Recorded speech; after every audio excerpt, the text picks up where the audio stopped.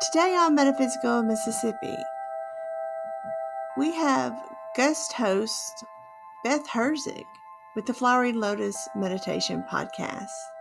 Her guest will be Recca, Kronlage, and they'll be discussing an upcoming retreat in January in Biloxi. So stick around.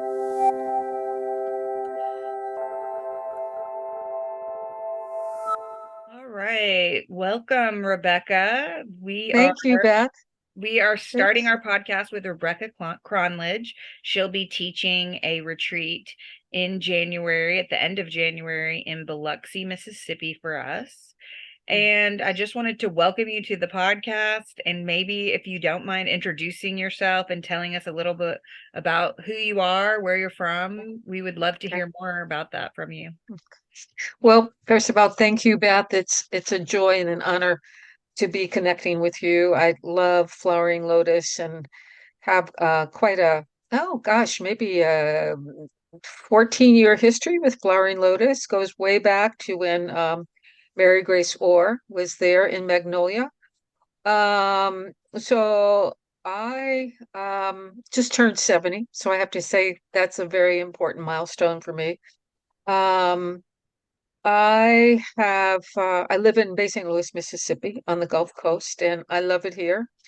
I am a co-founder of Treehouse Yoga in Bay St. Louis, Mississippi, and basically been on this path of yoga and meditation and on a spiritual path since I was 33 years old. So now I'm happy to say it's been more than half of my life that I've been really unfolding my life based on some of these wonderful tools and philosophies of the Buddha and of yoga and Eastern traditions.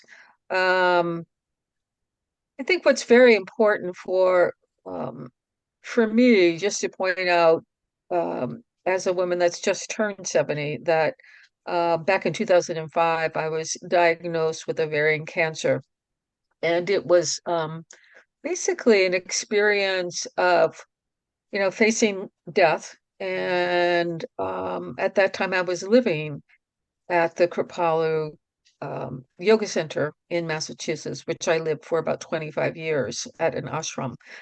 And I can honestly say that, as my oncologists have said to me over the past, now it's been 17 years, I don't know what you did. I don't know how you survived, but you are a miracle. And I attribute my survival to what I did with my mind, how I stayed aware of everything I was going through, how I met the chemo treatments, the radiation treatments. So I feel that the practice of yoga and meditation and mindfulness was undoubtedly a major contributor to me being alive today. So I consider meditation and yoga and movement and mindfulness as very much not only um, a healing practice, but a therapeutic practice. Yeah, so that's a little bit about me. Wow. I feel like I did know that story, but not in the way you just put it. So, as far Um, as knowing that you lived at Kripalu, how long were you there and what were you doing there? Like, how did you come to live there? well, it's one of those things. That's a really wonderful question because at some point in my life when I was 33, I was a very what I would call free spirit slash lost soul. And I ended up ending a relation excuse me, a relationship ending. Um, and I had no clue what was next in my life.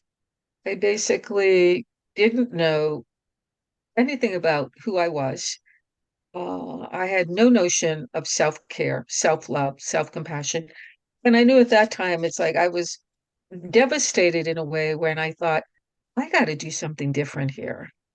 So I wrote a list of things I wanted to do, and I narrowed it down to I'm either going to go to a reservation in the Southwest and hang out with the Native Americans, or I'm going to go to the Virgin Islands. So I bought a one-way ticket to the Virgin Islands, and it was just this leap of faith, jump off the cliff. I don't even know why I went there. It was all intuitively guided, and it was there that I felt like grace, the universe, just started unfolding the next thing, the next thing, the next thing to me. And I ended up getting a job working on ah, it was a sailboat that did cruises in like 7-day retreats in the islands. And from there, really started plugging into the yoga community there, started getting acupuncture, and I heard about a guru that was going to be in St. Croix, and I went to see him. Um, and that was when I met Yogi Desai, who was the founder of Kripalu Yoga. And I could go through a lot of the details, which were pretty miraculous how it opened up. But it was definitely this signpost of look here, look here, and then me feeling, wow, that I'm guided to go there. So I decided to go to Kripalu from the Virgin Islands. And I did, and Kripalu's in Massachusetts. So I did my Yeah. first program there in 1986, and it was called Body Alive. Um, and then I decided when I was there, I want to come back here. And I did a body work training, a month long Kripalu, excuse me, body work training where part of the practice every day you got up and did your morning sadhana, your morning practice at 6 o'clock in the morning, um, and then went right from there into your work study, into your karma yoga, so to speak, your seva. Um, and I stayed and I stayed and I stayed and I stayed and joined the residential community. So I was there as a resident, as a body worker, and doing hands-on work for 15 years. And then I did the yoga teacher training, started teaching yoga. Meanwhile, there are 400 residents there, right? All like getting together and chanting and meditating and practicing. It was really this wonderful energy of a community, all vegetarian, of course. We had no coffee in those days. Dessert Wow. night was Wednesday night. Everybody was like, dessert, we're having dessert tonight. Um, and what basically, I guess what the influence when you say, well, how did, meditation and Buddhism come along was interesting. Our senior teachers at that time, when I was more of a sophomore teacher, they started to go to Spirit Rock. They Mm. started to do Vipassana retreats in Shelburne Falls, Massachusetts with Goenka. And so the Buddhism and the mindfulness started bleeding more in, blending in with our Kripalu yoga practice. Okay. And it was just a beautiful kind of hybrid transformational blending where Kripalu yoga was being identified as meditation in motion. Mm. And so, I mean, then Sharon Salzberg started coming, and Sylvia Borstein started coming to Kripalu. We started having Buddhist conferences back in the late 90s. So it was just that I was blessed that, I was doing yoga, which I loved, and meditating, and then the Buddhism comes in, and I was just, my heart and my soul were like, I am home. Wow. So then it started unfolding more into, the practice of Buddhism and Vipassana. Um, and yeah, so that's kind of an abbreviated version of my time at Kripalu from 1987 to basically 2005, 2006. Okay. Wow. Yeah. That is so amazing. And so then how Yeah. did you find Bay St. Louis from Kripalu? Like, how did you get connected to the South? Well, I was born in New Orleans Okay. and raised in Chalmette in Louisiana, and my parents were both from New Orleans, so my family's here. And after long, cold northeastern winters, it's like, and when I got sick in 2005, it's like I have to get out of the cold. It's time to go Hmm. back home. And it was also I lost my dad, and it was time to be closer to my mama.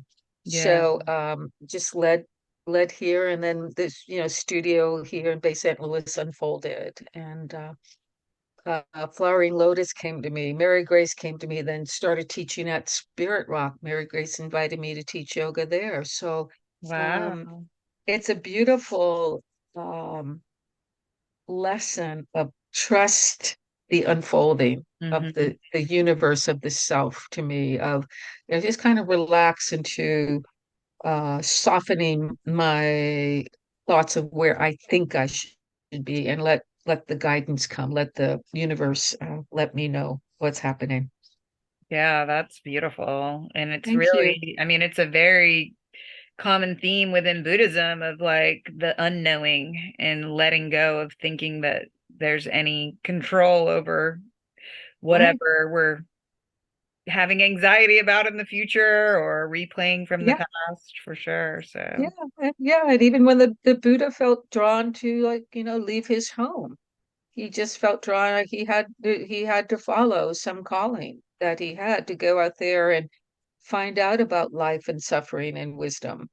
And I relate to that story a lot, just really, just stepping into that place of, I don't know, I can practice that not knowing. I can practice that and practice being in the mystery. Yeah. mm. I think too, when you were talking about being faced with illness, and that to me reminds me of like a death awareness practice. I mean, excuse me if that's not true, but I just Yes. wonder, like, was that something that you were aware of before you were ill, or tell me a little bit about that. No, no, not really, because I had not really been around a lot of death and dying before that time. So, and I was kind of scared to death of the medical world. That was Right. interesting. And then I found myself right in the middle of it.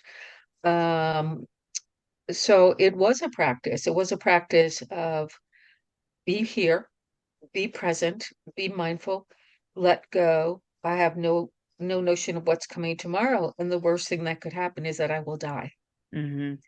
So there was that acceptance of, and it could be this. And so there was that practice of, and if I die, okay, so I really learned how to, that's a very good question, because it really learned, like sometimes I remember looking at my body scarred and, being doped up from surgery and saying, oh my God, I don't even feel human. I feel like a creature. Mm. I could not relate to being human. I felt like I was shedding my human being. And I felt like, well, death could be around the corner. So that's a very wonderful question. Thank you. Well, I feel like something that I just recently started doing, which is interesting because it is death awareness practice, but it's really visualization. And so there's Mhm.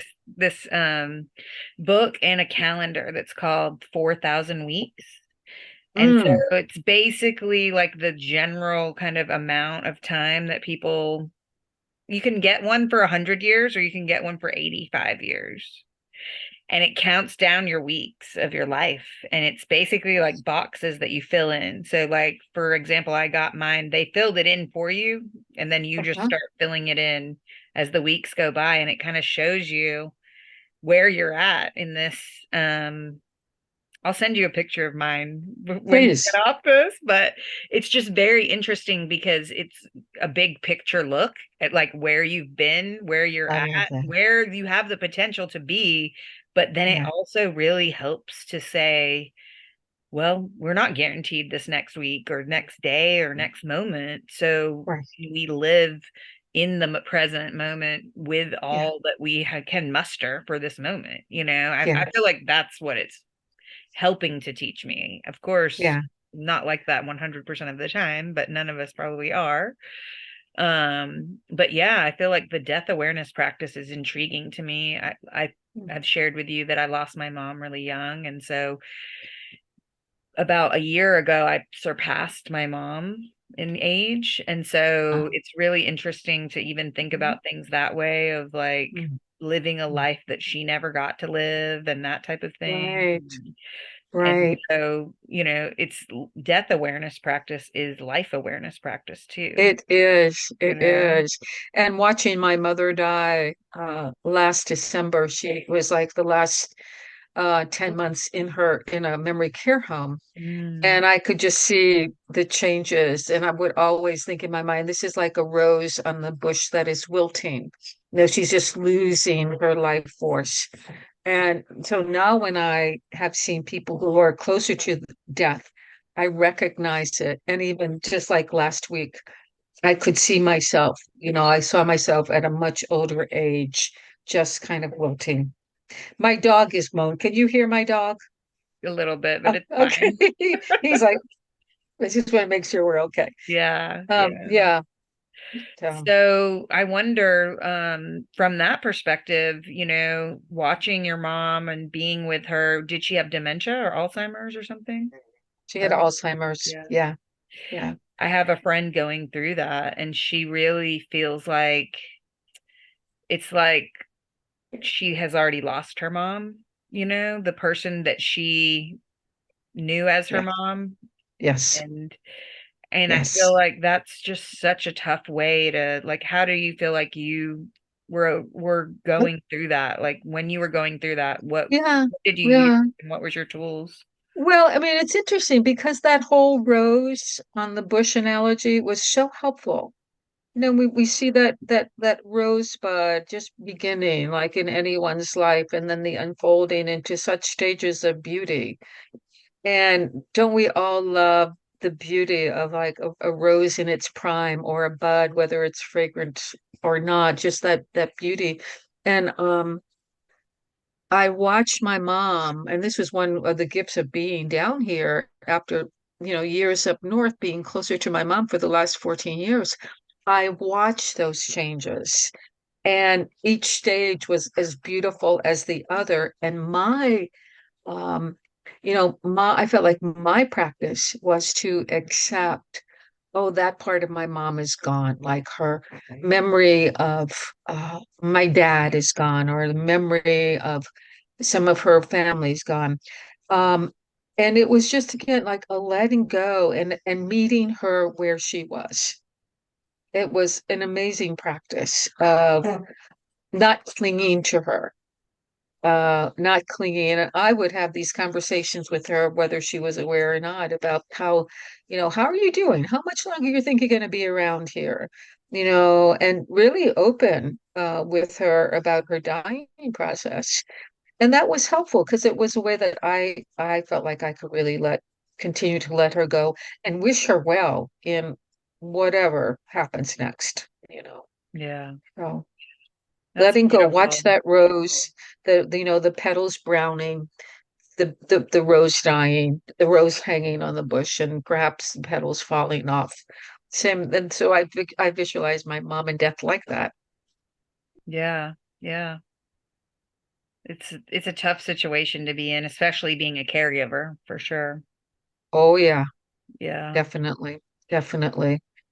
I know a lot of times, and I'll just transition to, like, a lot of people that come to retreats, that's what they're kind of looking for, is to be given care, to be given the wisdom of the Mm, teaching. And I've heard it more times than not, or not more times than not, but many times people are coming who need that respite from yes, whatever their daily life is. A yes, lot of times it is caregivers, or yeah. people that need that time away from their um responsibilities. And so I would just ask you, from your perspective, like, how have going to retreats or teaching retreats, how has that been for Mm, you? And mm, maybe a mm. little bit of kind of telling people what to expect.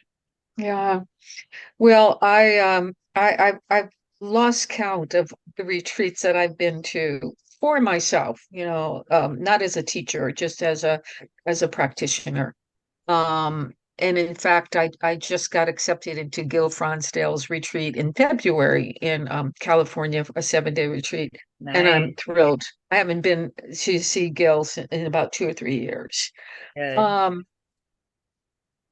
it is vital for my, uh, I want to say it's more than just spiritual growth. It's just vital for uh, me to have the experience of being quiet with myself, um, and and experiencing what is it like to just be quiet. I remember the last retreat I did at Gil's in Santa Cruz, there were redwood trees, and I would often go sit out under the redwood trees by myself and just watch, just, be there and breathe and watch, kind of like unplugging, downshifting, downloading my life. Um, and I felt like I made the best friends with those trees. And I learned about the blue jay family that lived there. Those simple things that give the gifts of nature, the presence of nature. That's why being on this retreat on the beach, I think, is going to be a fabulous experience to have the water and the sky and the sand and the sun, to be with as part of the experience. That retreat, particularly for me, 3 years ago, 2 or 3 years ago, I can't remember, was very profound. I left there, I got so quiet. I left there and I felt that I was aware of a big shift in my beliefs and in I want to say my brain, where there was a calmer core. I reached a very calm core in my being, and that has carried through. So I think that, I read something recently, and I'm sorry, I can't remember where I read it, but I read that we are negotiating always between two worlds, the exterior world, the outer world, and the inner world, the interior world. And I love that. It kind of simplifies the chaos on some level, Yes. because the outer world, as we all know, is very chaotic, and the inner world can match that chaos, or get tangled with that chaos. I think when we take a retreat, we put the outer world aside, or we find a calmer outer world so we can start tuning into those quiet places in our being and start tapping into our own inner virtues of compassion and equanimity and joy and kindness and all of the things that the Buddha has talked about in his awakening, that those seeds are waiting to be cultivated, that we have those within us. We have the wisdom. So I think this is a retreat where you can say, I'm simply coming to unplug. I need to get away. I need to have no phone. I need to have no television. I need to have no kids. I need to have no dogs, cats, or people. Unplug. And that is very, very, very significant. Um, because I think that's when we unplug and we set that kind of that refuge of quiet, the retreat. It's like I think Mary Grace has said this, let the retreat do you. Mm. Let the quiet do you. What do you have to do? Nothing really. Really, there's nothing to do. And for some people, that's a little disconcerting. And if you get to practice it, it becomes, it's not that it's not, sometimes, as you know, Beth, it can be very hard work. The Mm-hmm. mind is do, do, do, do, do, do, do, do, do, do.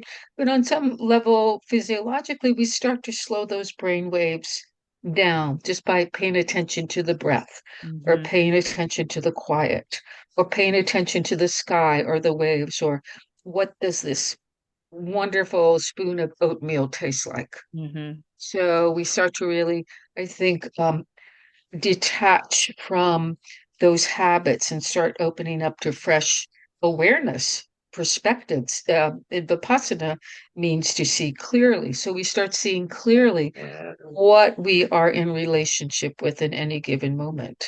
Mm. I can't wait. Can you I go can't tomorrow? either. I can't either. And we never know. Like, Yeah. there's one person who was interested in coming, said to me, well, what am I going to get from this? I Mm. love that. What am I going to get?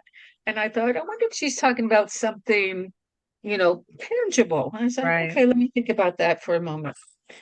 Shh, I'm quieting my puppy. And I said, I can tell you what I've received from retreats.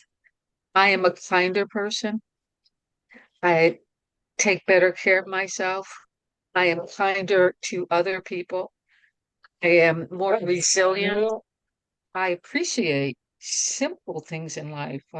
I don't need anything fancy I just appreciate the sky, the stars, my dog right now barking at me. Mhm. So, Rosie, shh. So anyway, yeah. Can you hear him now? Yeah, yeah. I think that too, though, like it's one of those things that we can't say what the results will be. All we can say is that little asterisk of like results may vary, and they definitely will, because Yeah, we're all coming to these experiences with different backgrounds, different kind of, levels of stress or, or struggling or suffering.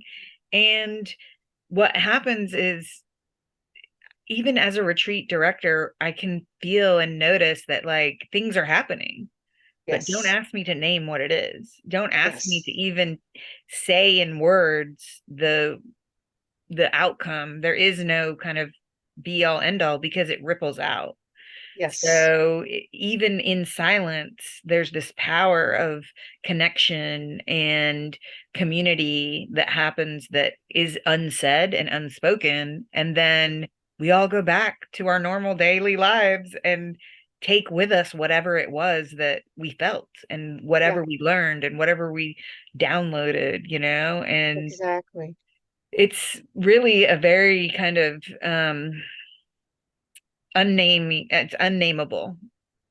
And Mm, that's why I would just say and encourage, if anyone has never been to a retreat, I feel like you're a great beginner teacher because you're so relatable, you're so mm, down to earth, and you've lived a life that people can relate to. yeah.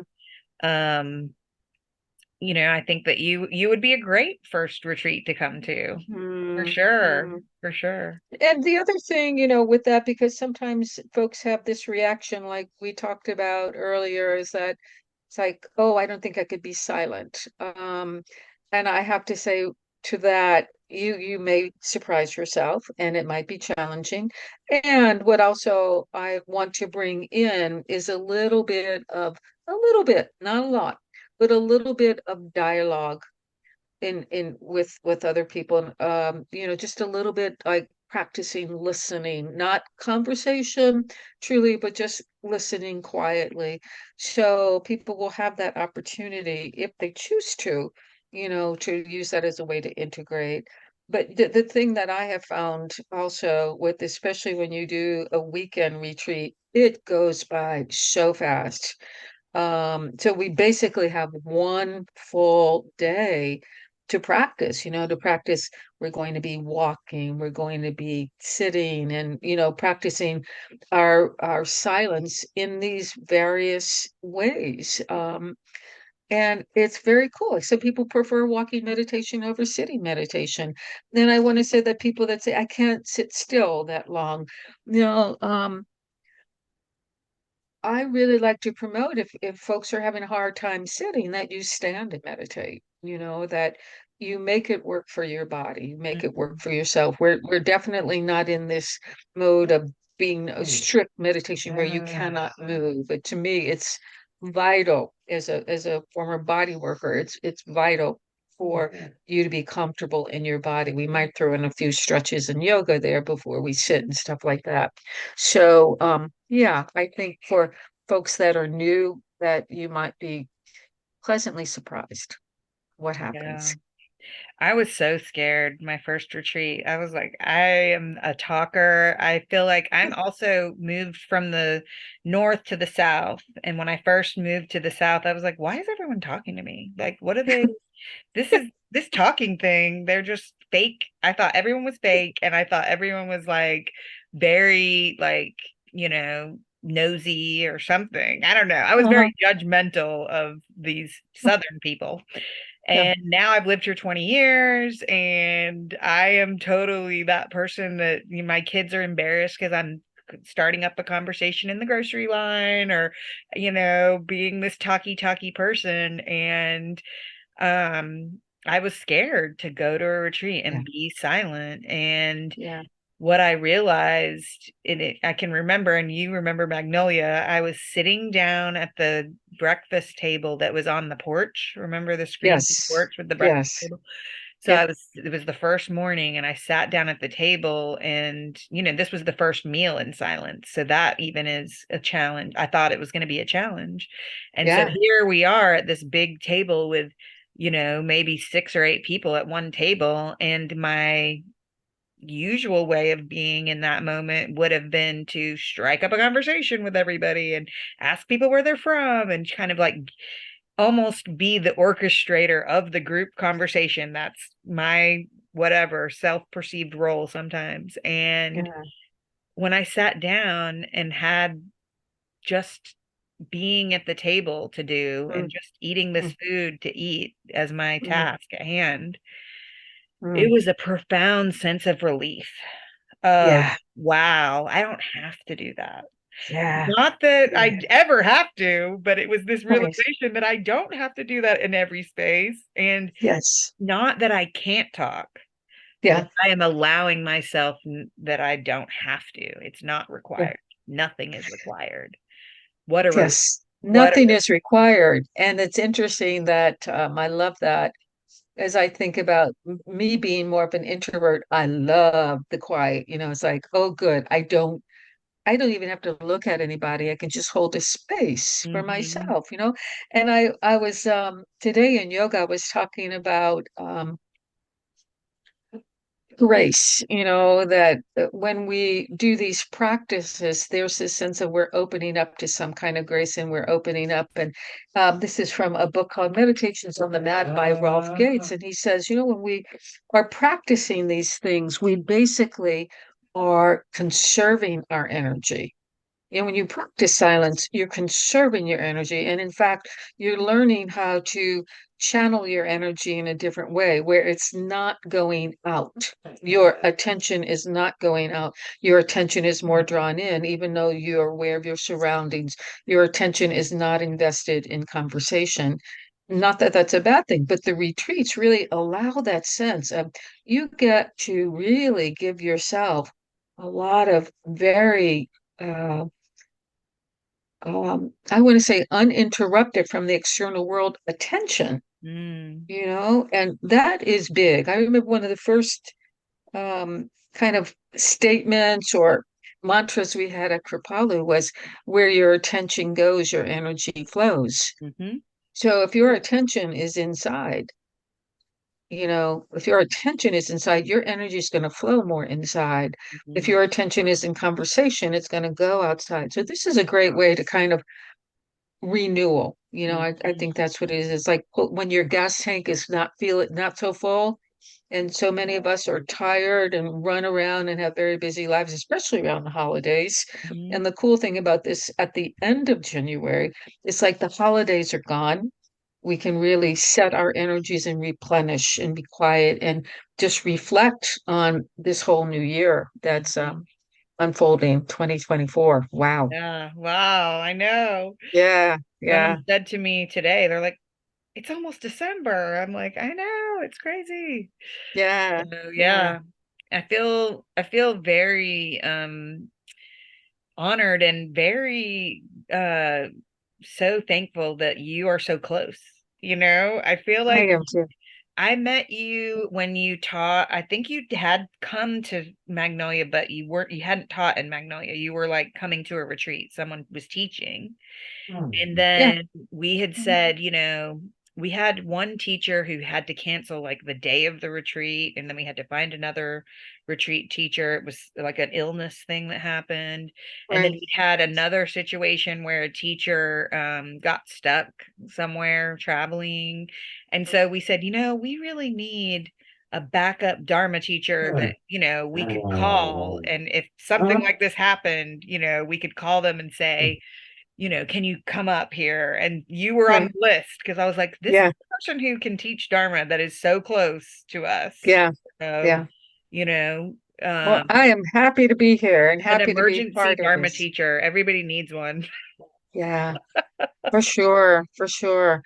Well, I just want to, say to the folks that are listening, I really hope that you give yourself this gift. It's a gift. Mhm. It's a great gift of self-care. It's a great gift of I'm real big on self-care. It's a great gift of self-reflection. Mhm. And and those kind of like vitamins of being nourished like that goes out into the world, goes out to your family, your friends, your dogs, your cats. So Yeah. it's just a beautiful, beautiful practice that I am so profoundly grateful that I have this in my life. I Yeah. have it in my life. Yeah.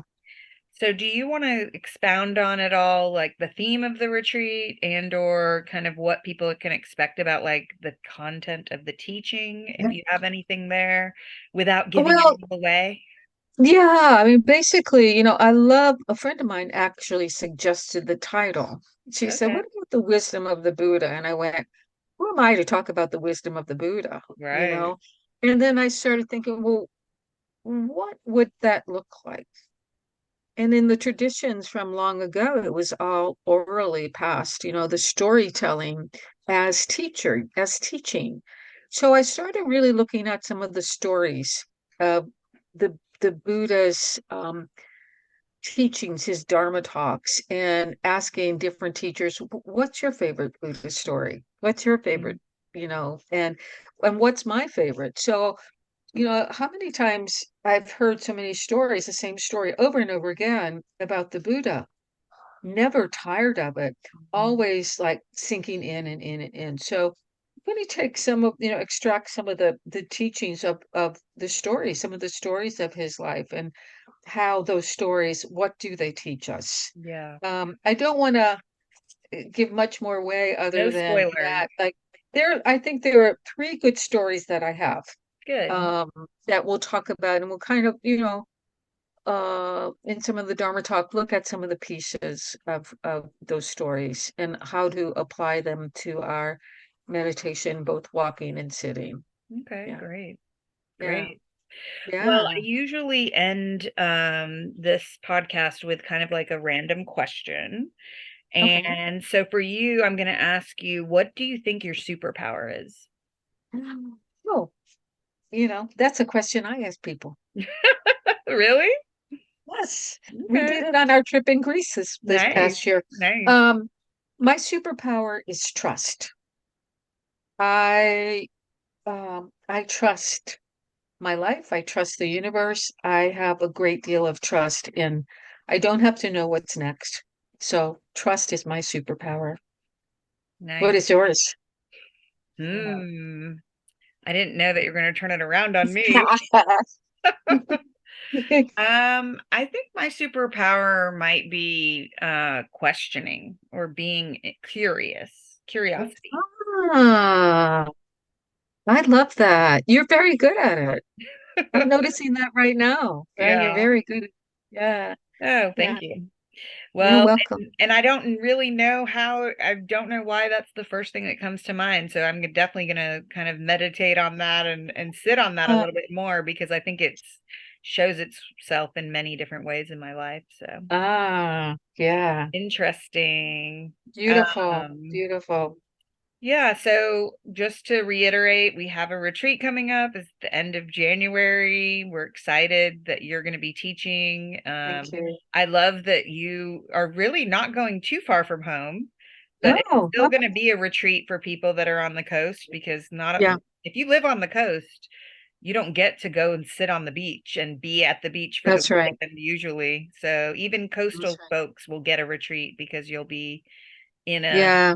retreat Yeah. center rather than at home. Yeah, and also for those who, need to, it's hard to do I think to commute when you're doing Mhm. a retreat. Something is definitely not a full experience, but if that's the only way you can do it, I It's would an say option. it's worth it to, come and plug in and, go from there. So then there might be people that say, I can't leave home for whatever reason. So Yeah.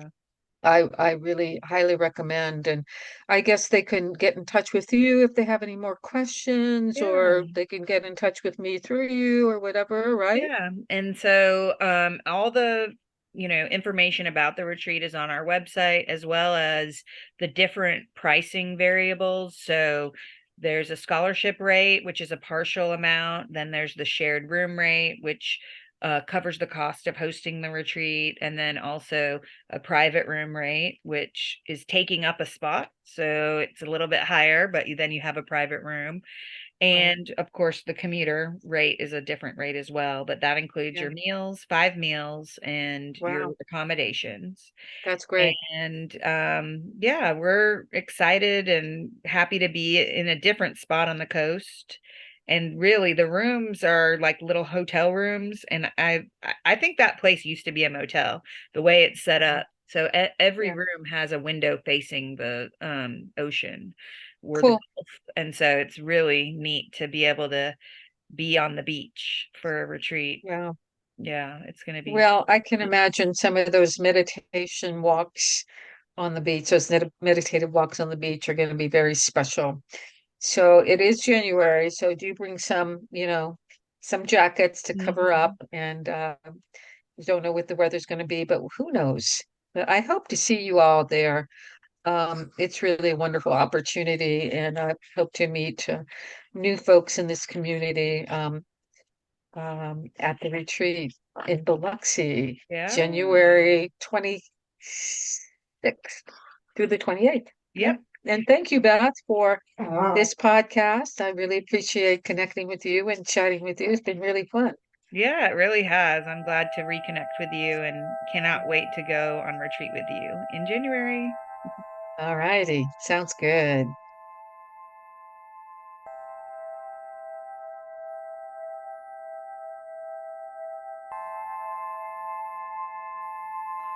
The views expressed by guests are their own, and their appearance on the program does not imply an endorsement of them or any entity they represent.